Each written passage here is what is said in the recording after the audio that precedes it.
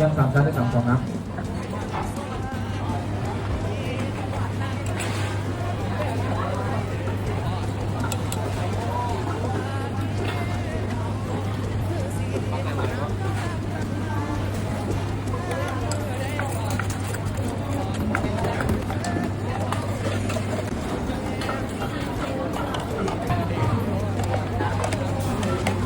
ย่ำพุงหมูพุงข้าวมันแจ้งเด็ดใจตัว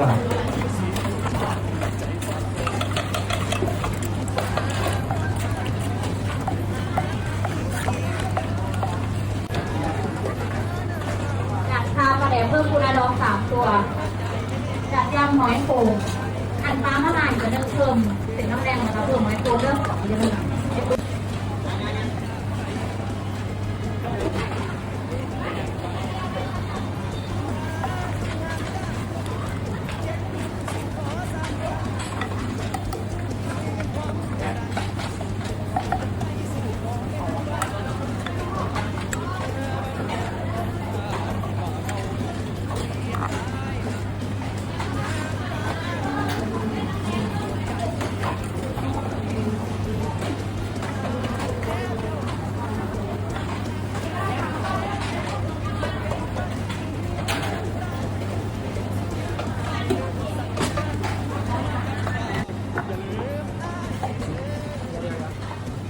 ย่ำ3 ชั้นได้3 ฟองนะ